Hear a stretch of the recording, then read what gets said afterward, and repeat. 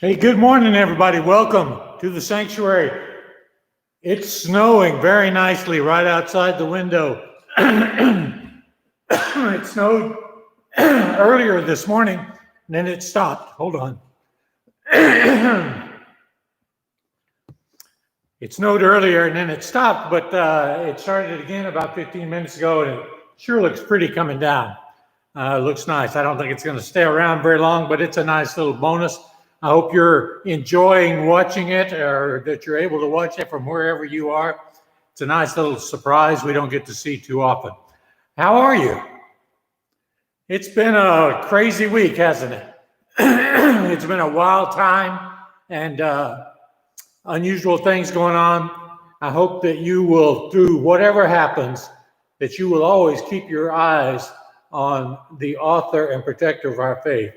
That is the way we're going to get through this, by keeping our eyes on Jesus. So don't get discouraged. Don't lose hope.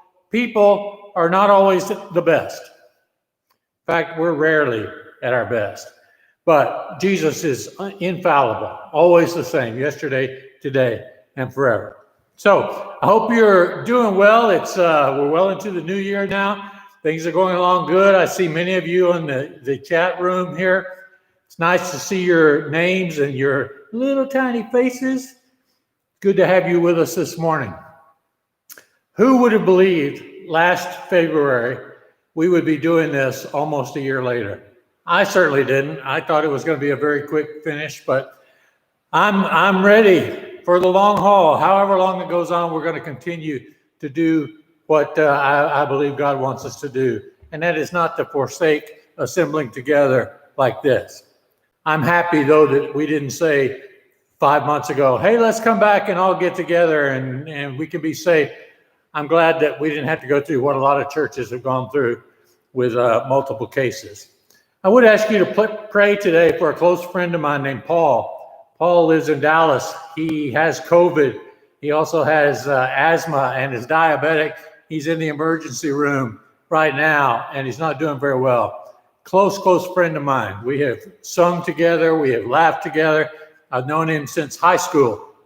So please remember to say a prayer, if you would, for my friend Paul. All right, let's get to the message this morning. I told you last week I was going to do this series, and it was something I had never done before, and that is to preach somebody else's sermons. Now, I wouldn't just pick a preacher out of a hat and say, okay, let's see what he has to say. This was a pastor who was very important to me, Dr. Gerald Mann, the founder of Riverbend Church here in Austin, where I worked for 20 years, attended for more than that.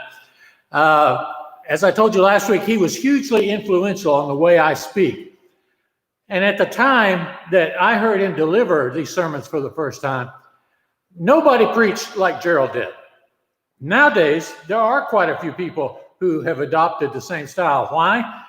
Because it works, because it was good, because it was memorable. It was short enough to not allow you time to get bored and fidgety, and it was memorable enough to stick in your head for several days afterwards.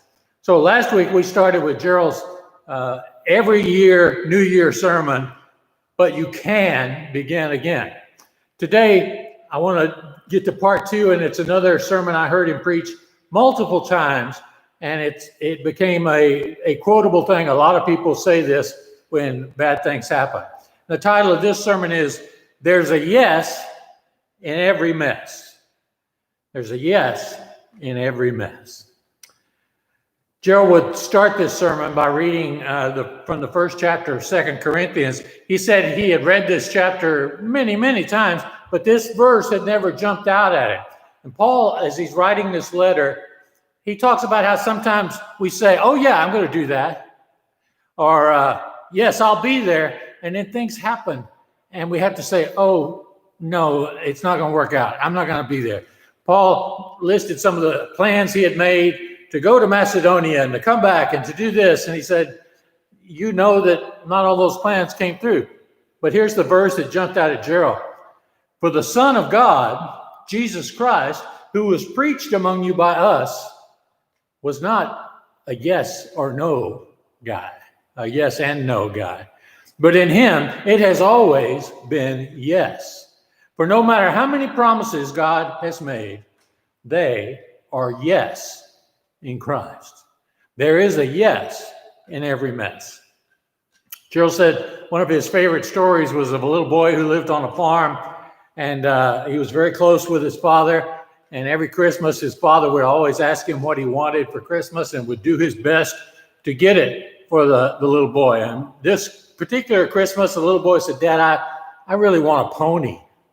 And Dad said, "Wow, that's a big gift. That's expensive. I can't promise I'll do it, but I'm going to try my best to come through for you." And so early Christmas morning, the little boy woke up and he put on his boots and he ran out the front door. His father had tied the pony up by the back door, but the little boy ran out the front door and he didn't see the pony anywhere.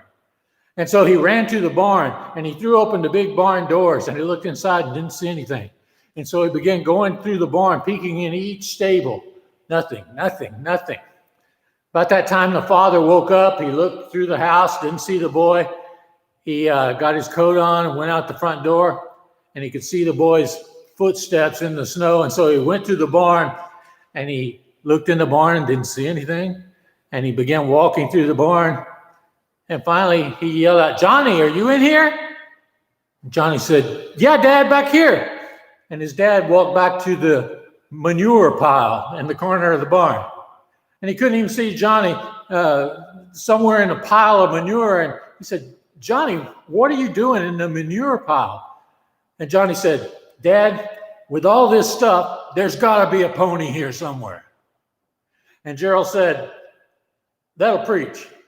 He said, "You could say that's a principle for living. Where there's a pile, there has to be a pony." But he said, that's not sophisticated enough to preach on a Sunday morning. So he said, instead, there's a yes in every mess. A yes in every mess. Paul was writing in 2 Corinthians to a church that was in a mess. They were constantly fighting and bickering. There were cliques and factions that had sprung up. When they had communion, it often turned into a drunken orgy. There was a guy in the church who was openly bragging about the adultery he was committing, and the church was just falling apart. And by the standards of the world at that time, Paul seemed to be falling apart. His life was a mess to most people. He was a prince of the faith, and now he seemed like a pauper. He was a respected intellectual, and now he seemed like a laughingstock because he had turned his back on the religion of his entire life up to this point. So his career, his reputation, his life was a mess. But out of that big mess, there was a big yes. And the yes is Jesus Christ. There is a yes in every failure. Everybody fails, folks. Everybody fails. The only people who don't fail are two people. Those who don't try anything and those who criticize people who do try to do things. Oh, there might be one other person. One Sunday morning, a preacher was talking about how everybody fails. He said, if there's anybody here who is perfect and has never failed, I'd like for you to stand up. One man stands up in the congregation.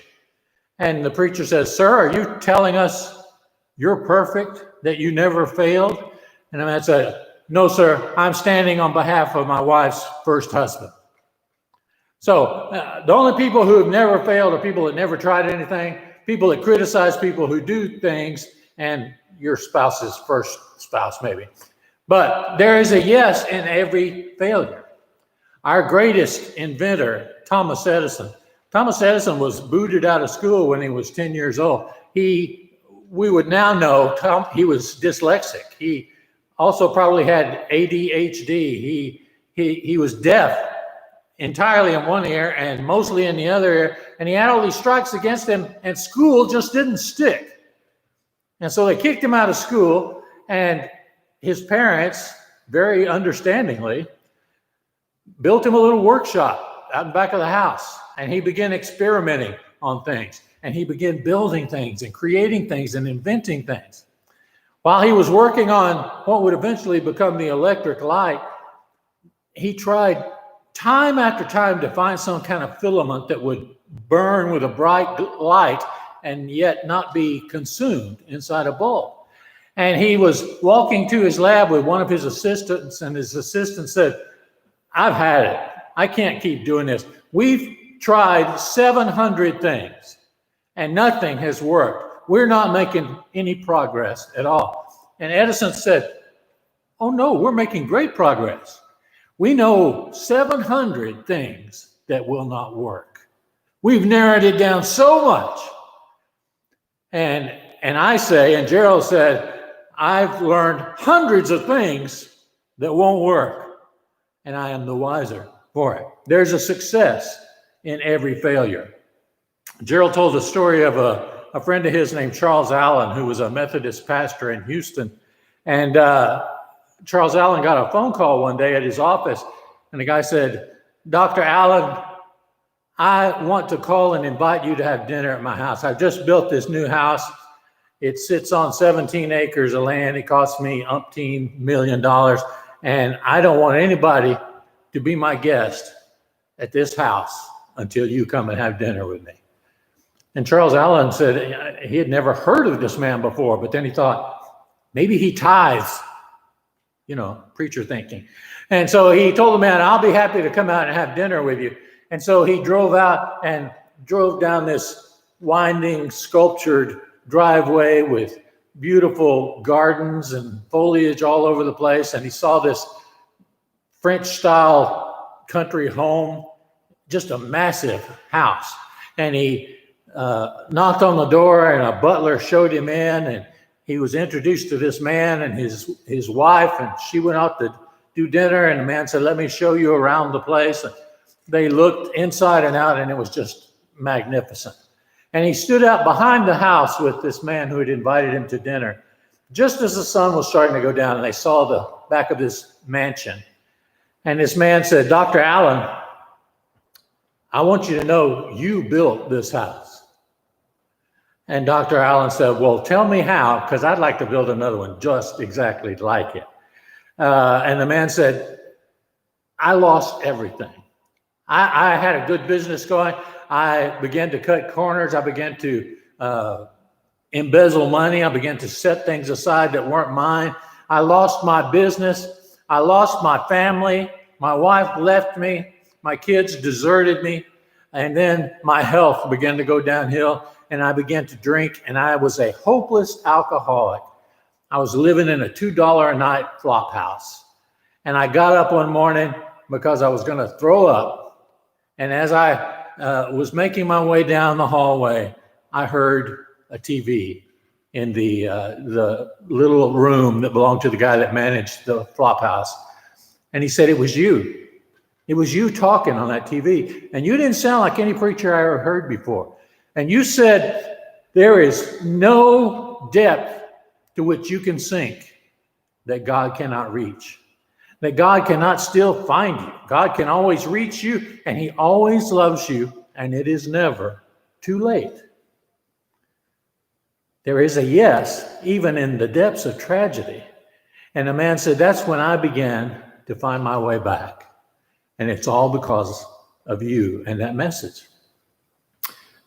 Gerald, I don't know how much you know about Gerald Mann's life. He was not a big guy. He was 5'6", weighed 140 pounds. And believe it or not, he got a football scholarship to Baylor because he was fast. He was good on the field. And so, wow, this is great. His college career is going to be paid for. And he goes to Baylor as a freshman and begins to play football. And he comes out of it with a fractured skull and 2 shoulders and 2 knees that are out of commission and would never work exactly right again. And so he found himself cut from the squad at age 20 with a pregnant wife and a few useless college credits to his name and no place to go. That was a failure. But out of that failure, he realized the yes in that failure was the most important lesson you can learn from sports, and that is how to lose and live through it. Losing is not the end. Failing is not the end. It's just a step. It's how you decide to deal with it. Gerald said, there is a yes inside every failure. There's a yes in every tragedy also. And be mindful, God does not cause tragedies to get your attention. Lots of times people will say, how could God do this to me? God didn't do it to you. God doesn't take pleasure in causing us misery. That's not the kind of God he is. Oh my goodness, how terrible that would be. But tragic things may happen to us. They're not because God wanted them to happen. And so how do we face tragedy when it occurred? Gerald told the story of Martin Luther, the guy who started the Reformation. He was a Catholic priest, and he read the New Testament in Greek for the first time and realized, this is not what my church is telling me.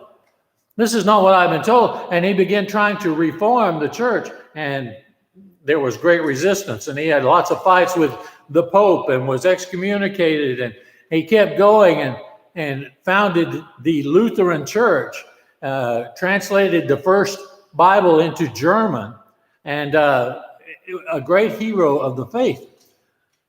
He wanted children so bad, and finally he and his wife were able to have some children. They had one daughter. She died very young. They finally had another daughter named Magdalena, and she was the apple of Martin Luther's eye. But about 12 years of age, she got sick, and she began to fade, and Martin Luther became very frightened.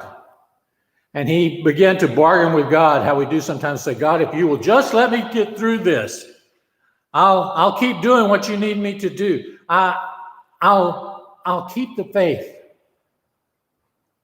But the daughter continued to worsen and worsen, and he was just brokenhearted, and he went in and took her in his arms in her sick bed, and he said, Magdalena, are you afraid?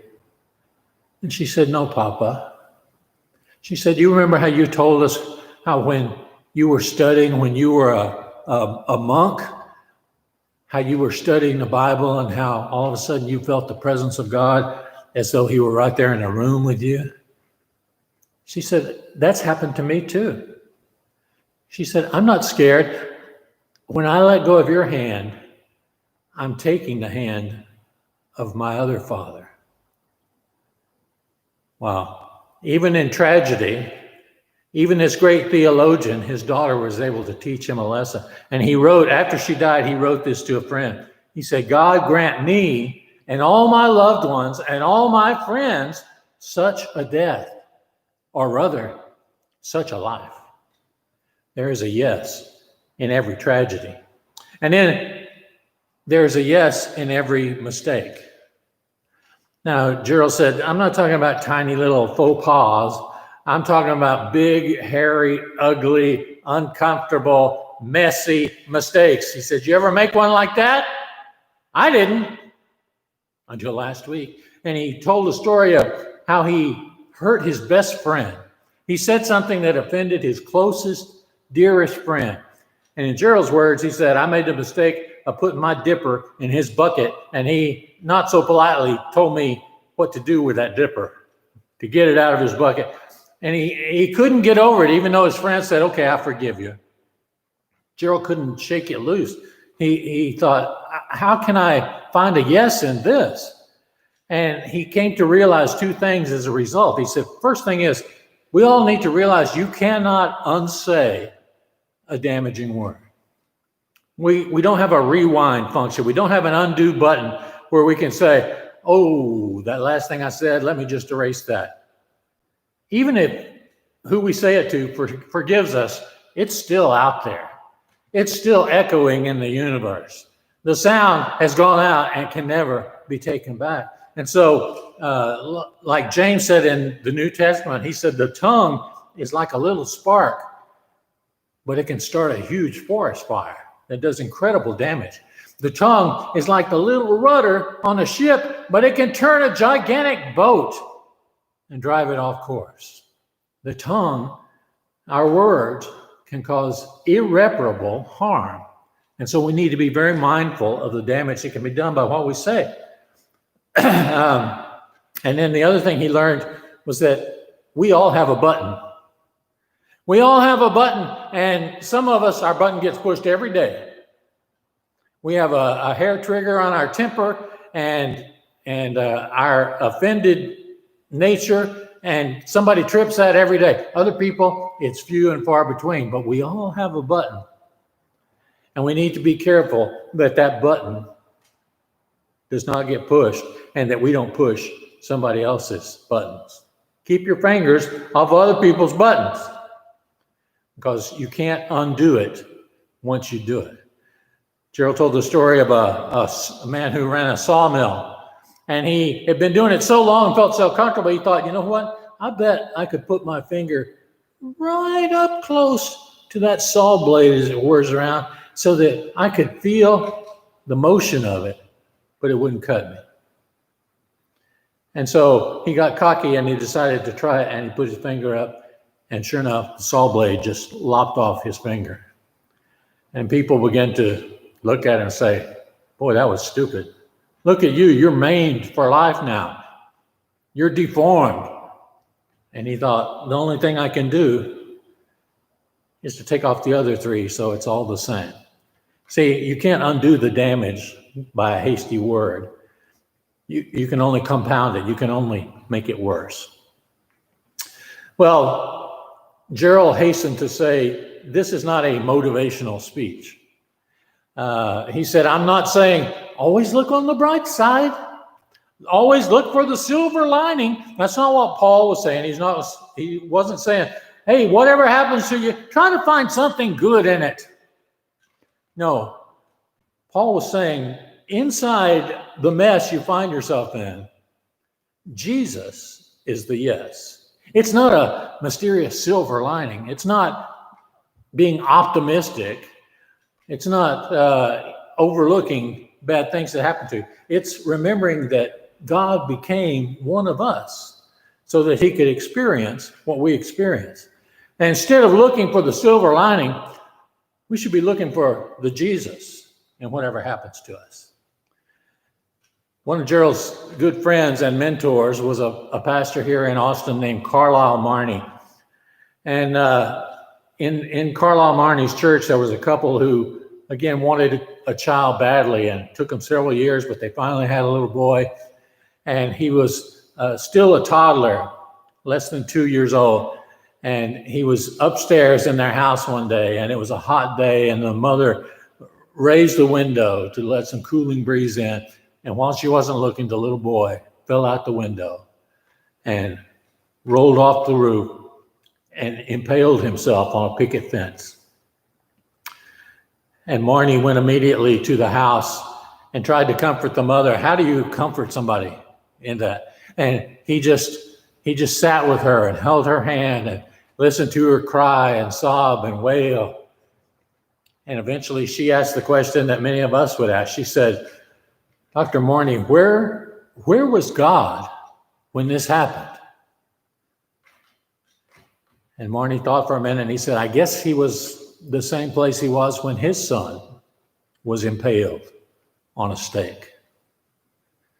See, the yes in our mess is that God has been in the same mess too. The yes in our mess is Jesus.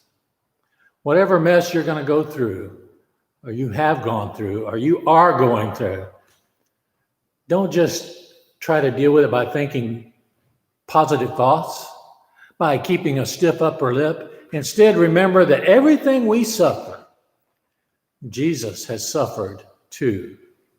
And he's shown us that we can make it through with his grace and with his love. There is a yes in every mess, and his name is Jesus. God bless you. We'll see you next time.